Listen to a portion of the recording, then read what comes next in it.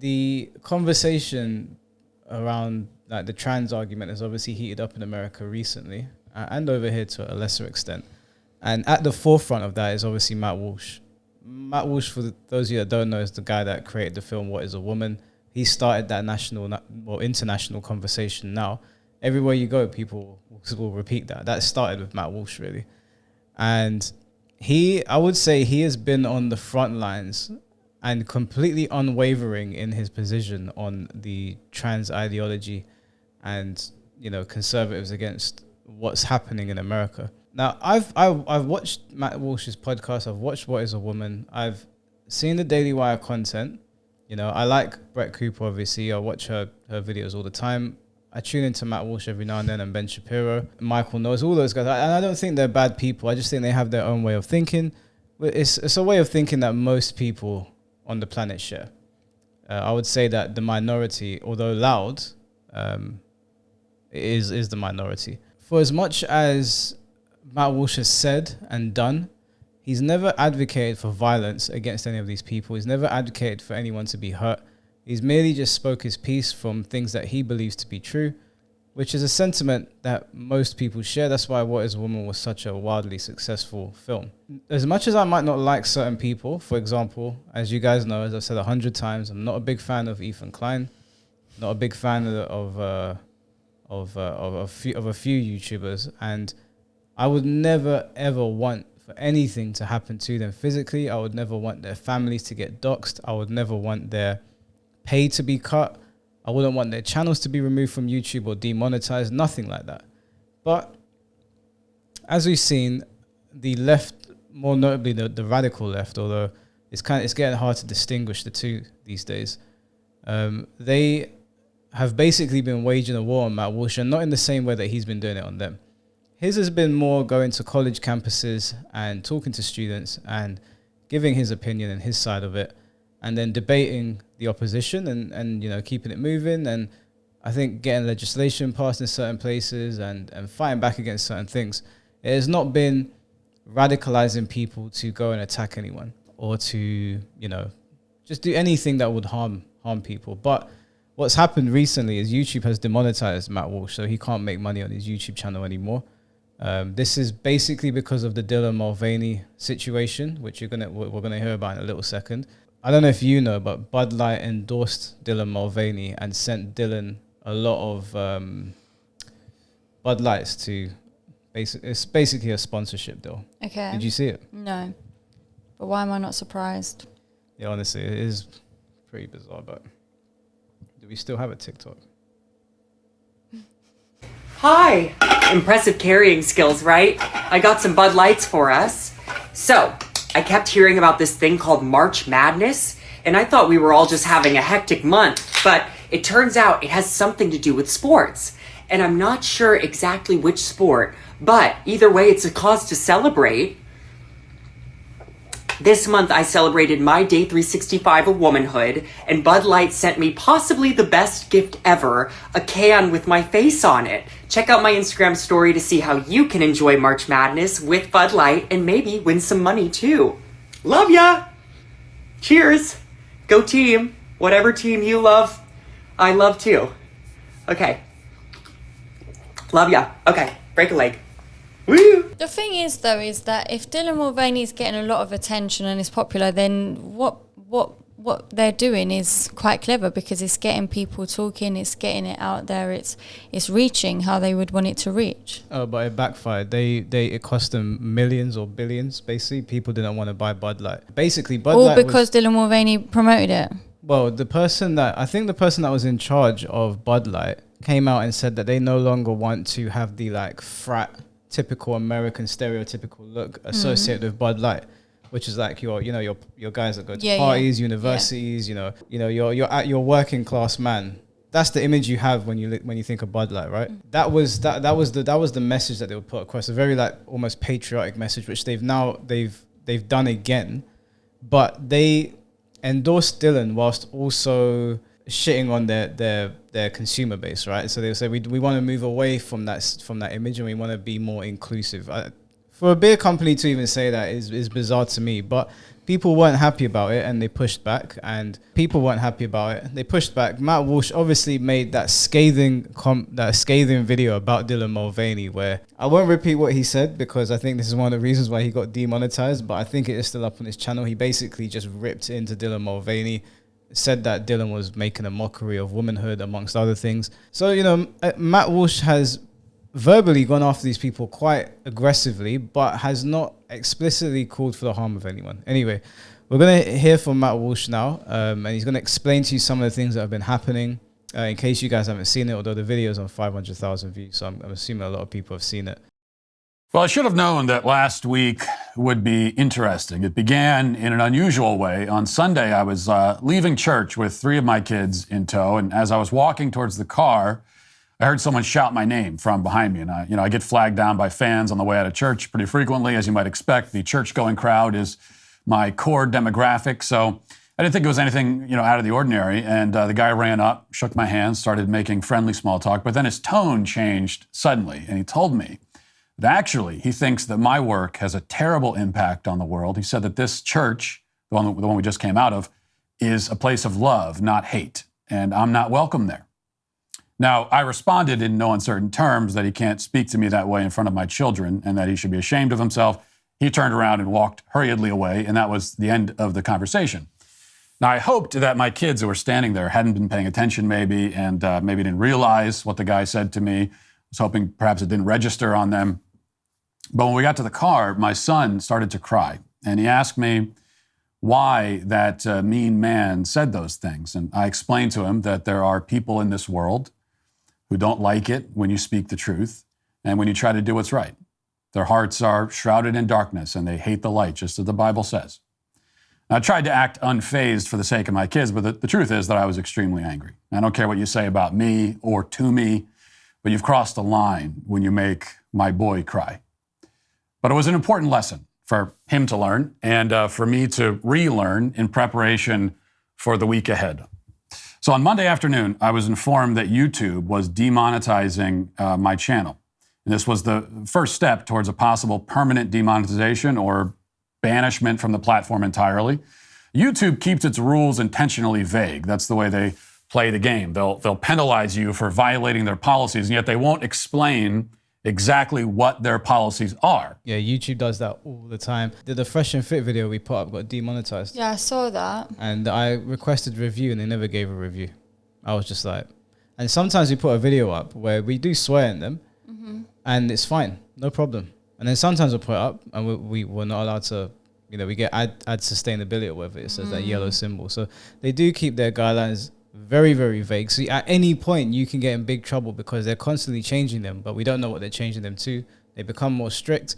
You say something, suddenly you're demonetized. So he's not wrong there. So the company gives itself the license to single anybody out for whatever reasons they decide. They accused me of engaging in hateful conduct, which supposedly ran afoul of both their community guidelines and their ads guidelines.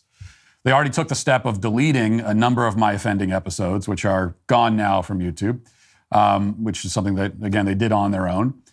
And now they're taking away our ads, which is a penalty of more than $100,000 per month. That's what it adds up to. Now, they provided us with just 3 examples of my infractions, and these aren't all of them, they said, but they told us about 3. And they wouldn't tell us why they were infractions, but they said that they told us what 3 of them were, and they said all 3 of them had to do with Dylan Mulvaney, coincidentally.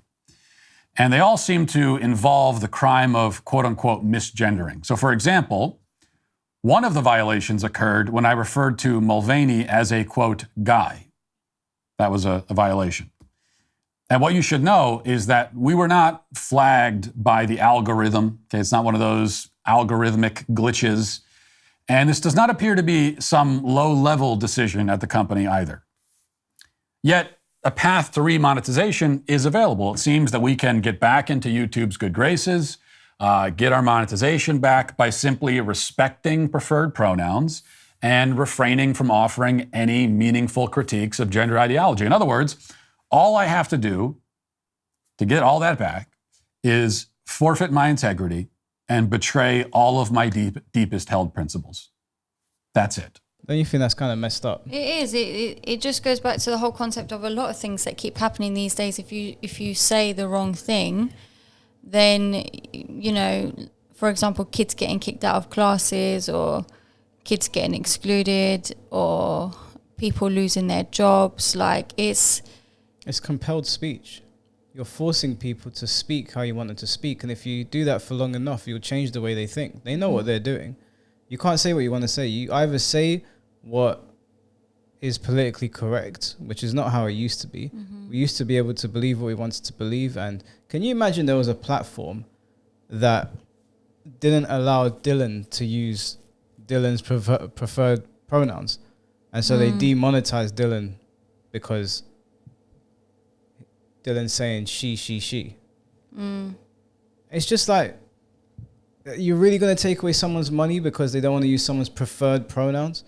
It is compelled speech any way you want to look at it. You're forcing people to talk how you want them to talk, and you're holding their money hostage. And I understand why most people would cave. You know, YouTube pays the bills for a lot of people, a lot of big content creators. And as you heard, Matt Walsh makes over $100,000 a month on his channel, which is obviously over $1 million a year. So I can understand if he would cave and give in to YouTube's demands. Now, not to skip ahead, but I can tell you right now that my answer to that offer is not only no, but hell no.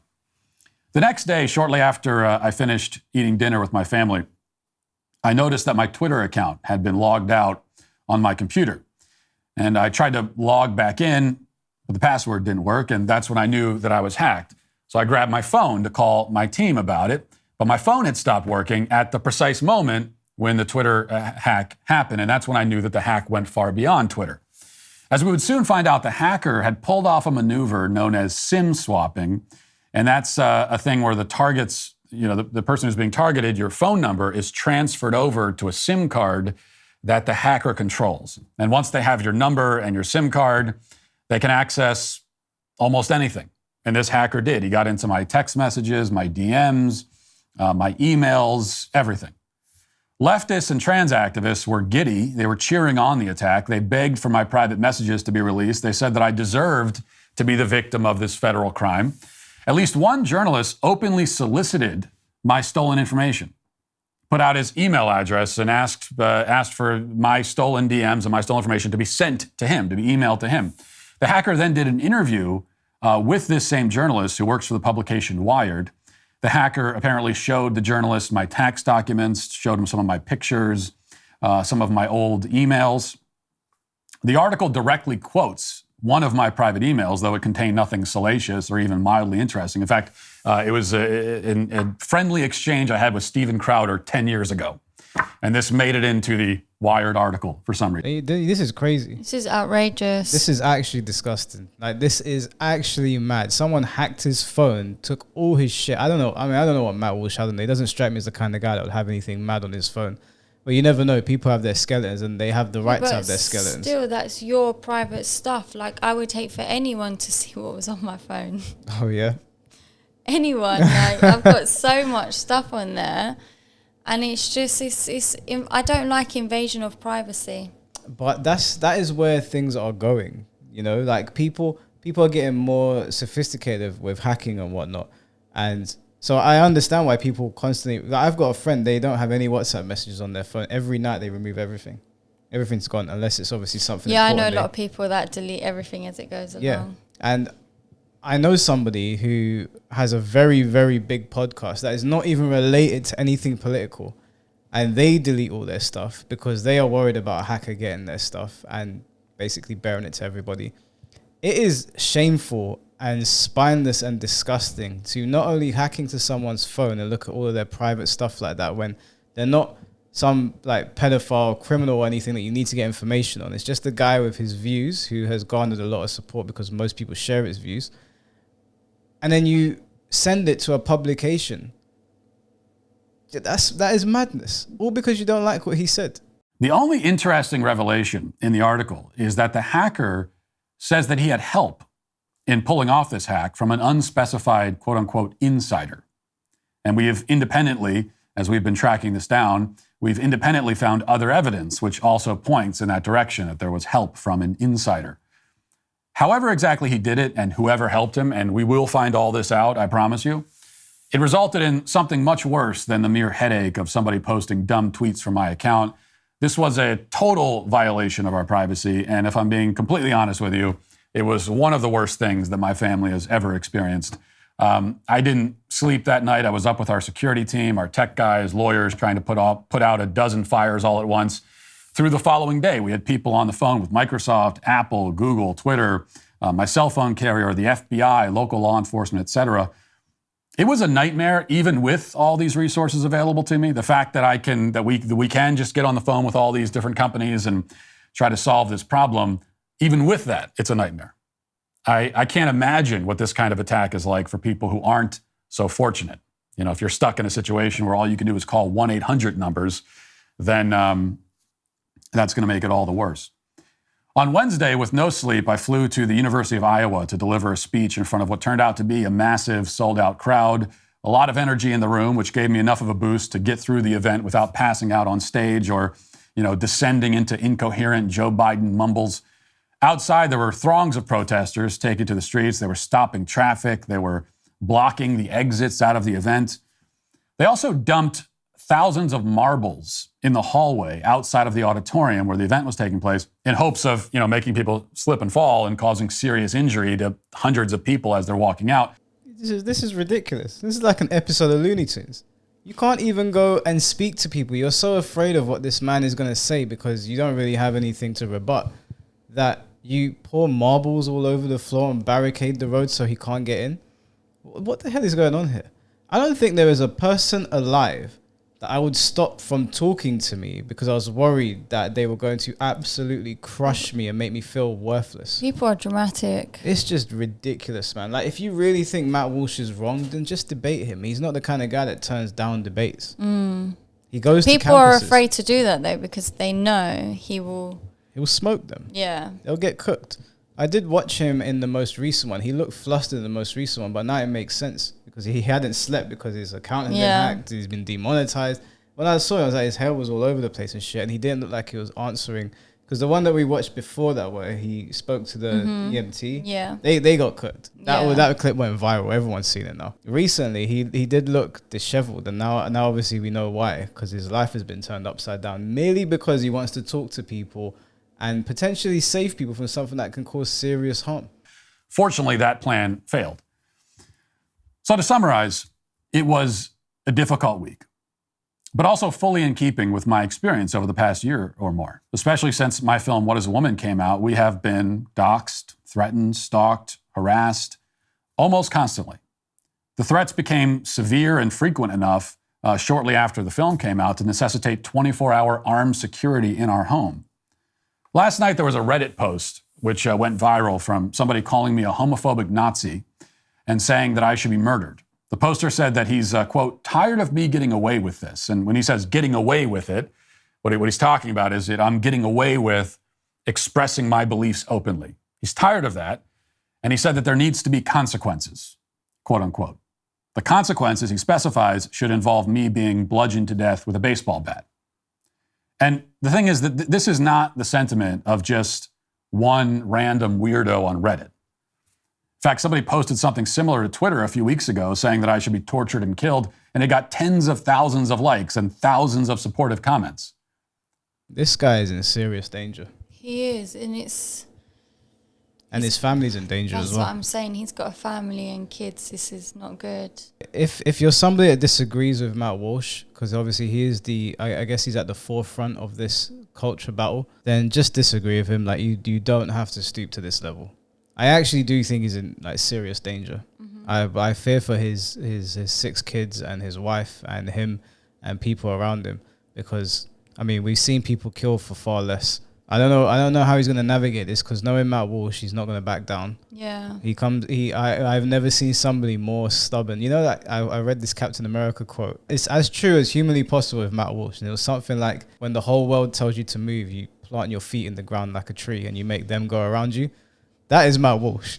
No matter, I'm convinced that if they did something to this guy and he survived, he would only get louder. There is a wide consensus on the left that I deserve to be killed. And they have made that point abundantly clear. But the good news is that we're not taking any of this lying down. I'm going to be working with law enforcement. I am working with law enforcement right now to ensure that the person who hacked into my phone and anybody who granted him access is punished to the full extent of the law. We are going to sue everybody involved.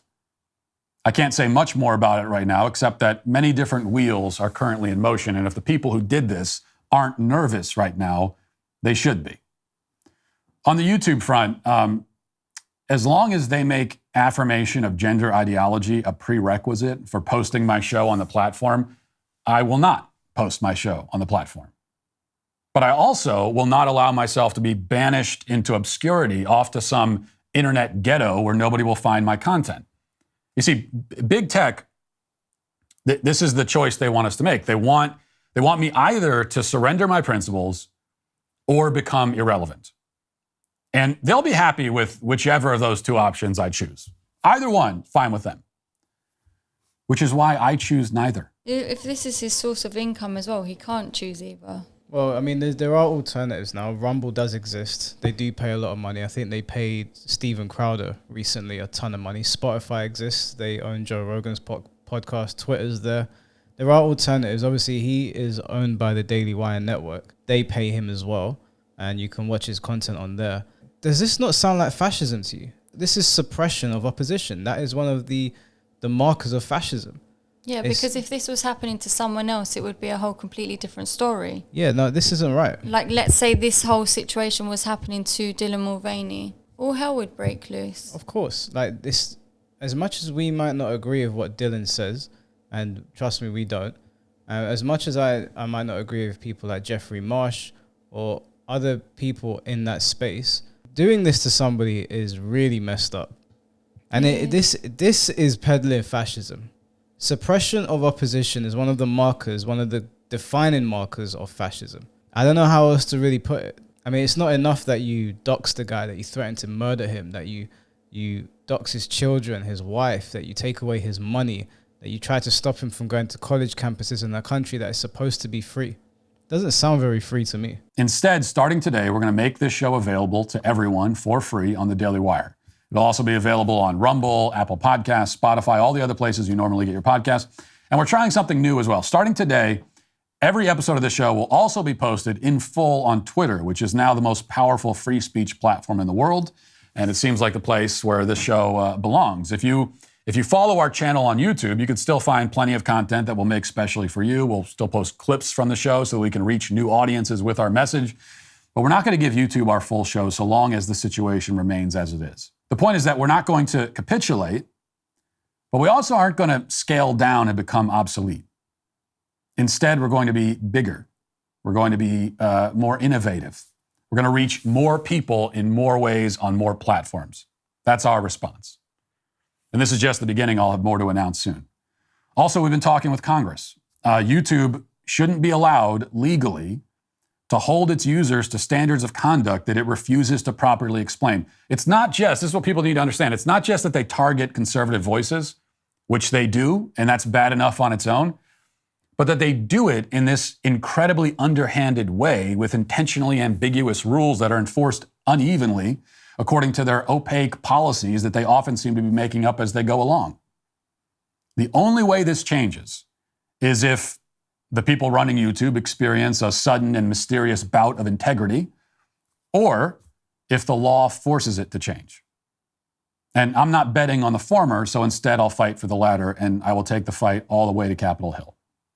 Now, there is a point at the end of this whole saga. The point is that, one of the most important points anyway, is that the term culture war is no mere metaphor. It's certainly not anymore. We are up against people who have no interest in debates, no interest in discussion. If you oppose them, they will not engage with your arguments. They will simply try to silence you and ruin you. There will be no rebuttals, except for the ones that they issue in the form of censorship, death threats, and worse. The more that they perceive that you are a threat, the more that they will work to destroy you and everyone associated with you. That's the way it works. But this should not dissuade us. Okay, we shouldn't be discouraged by the viciousness of our opponents, but motivated by it. It couldn't possibly be more clear who is on the wrong side and who is on the right side. This is about as black and white as a cultural divide can possibly get. There is one side that hates the truth, rejects the truth in principle, and wishes total destruction on everyone who speaks it. All you have to do is choose the side that is not that side. Now, it may require courage to take that kind of stand, but at least you'll know where to stand. There's not any confusion about this. As for my ongoing ordeal, or ordeals, I should say, I didn't tell you all of it so that you would feel sorry for me. Okay? Pity is the last thing that I want. I chose this line of work. I chose to be in this fight. I went into it with my eyes open.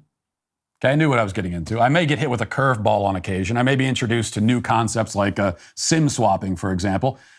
But mostly, I'm getting exactly what I expected from the vicious, bloodthirsty rage mob and its leaders in big tech. And it has not dissuaded me even slightly. I still will not back down by an inch or compromise at all. I've told you many times that I would rather be dead than surrender to these people, and I meant it. I told you, there's nothing that they will do to shut this guy up. I'm glad he's standing his ground, though. Yeah, it is messed up. It is. The thing is that everything that he's saying is true. When in this day and age, when you challenge people that have ideas that you don't agree with, instead of them having that debate with you, and this isn't everyone, because I've had plenty of debates with people on the left, and I at one point I considered myself to be left-leaning, but I guess it has moved so far that I guess I wouldn't be considered left-leaning anymore. But anyway, I've had debates with people and they've been level-headed, but there are plenty where you say things and they just go into a blind rage. And when you really think about it, it's kind of scary, because if you can't even talk to somebody and you can't even express your views without going into a blind rage, what does that say about your mental state? The more I think about it, the more it makes me uncomfortable to engage with these people, because if we can't even have a conversation, how long is it before you try and do something mad? Mere words trigger you. Seeing someone's face triggers you. Hearing someone's opinion triggers you. Like it's only a matter of time before you absolutely lose it. You should be able to have conversations with somebody without absolutely losing your shit. Yeah. It's ridiculous. As an adult. Yeah, as an adult. Like, if a kid does it, it's annoying. When adults do it, it's like, what the hell are you doing? These people love to throw around the word fascism and patriarchy and all of these like oppressive terms. They don't know the meaning of them. I mean, they certainly don't know the meaning of fascism. Silencing your opposition is a fascist move. It just is. Like, debate people and win the debate and move the conversation forward. Don't just scream into a void and wait for your, as you said, the big tech overlords to do your dirty work. Have the conversation. So to all the people who are sending me death threats and posting my home address and hacking my accounts and trying to blackmail me and threaten me, giving away my personal information, mass reporting me to get me deplatformed, and all the rest of it, I want you to know that nothing you have done or will do or could do will ever make me shut up. It will never happen. None of your schemes have worked or can ever work. It is all futile. Your efforts are hopeless. The truth is the truth. And I will never pretend otherwise. I am not here to make a martyr of myself. I don't want any of the good guys to be martyrs. I want us to win. And we will. He's brave. He's brave. And it also speaks to the kind of person he is. If he's willing to sacrifice hundreds of thousands of dollars a month because he truly believes in what he says, because there's a lot of people, and I would completely understand if somebody was like, I can't do this anymore because I can't pay my bills. And you might say, well, Matt Walsh has the backing of Daily Wire. I'm willing to bet that if Daily Wire got rid of him and YouTube demonetized him, because he started his show in his car. Yeah. I reckon he would go back to his car and continue doing what he's doing. Yeah, but maybe he's been smart and has invested the money that he's made into other sources of income, basically. I would hope so, because the fight that he is at the front, right? Mm-hmm. If this culture were, if you were to draw it on a paper and you had the battle lines, Matt Walsh is at the front, right? He's like the ring general of this situation. I respect him for not backing down. I don't think he should. I don't think anyone should back down from their points. I think you should debate your points and stop trying to shut people up all the time. It is really irritating that we live in a society that talks about free speech and all this stuff, but really, like, it doesn't feel like things are completely free. It always feels like we're walking on eggshells. Like, are we going to wake up in the morning and something's happened and suddenly we're in big problems? Like, it's just ridiculous, man. But shout outs to Matt Walsh. I hope he continues doing what he's doing. I hope he gets his monetization back on his channel because, like I said, there's loads of people on YouTube that have done some crazy things. There's been people on here that have been posting videos of them abusing cats, of basically posting corn on YouTube, which you're not allowed to do, posting really, really disgusting things about children. Same on TikTok, but you demonetize Matt Walsh. I mean, we saw similar behavior with Andrew Tate, right? Completely banned from everything, and still pretty much is, other than Rumble and Twitter. And there's nothing's come. We still don't know what the hell's going on. And yet there's so many sick and depraved people that are allowed to have their monetization on these apps. It is not fair. Yeah. And I hope people, even if you don't agree with Matt Walsh, you can see the problem here and how this, if you don't, I know people don't like the slippery slope analogy, but if you can't see how this is a slippery slope, I really don't know what else you can really do.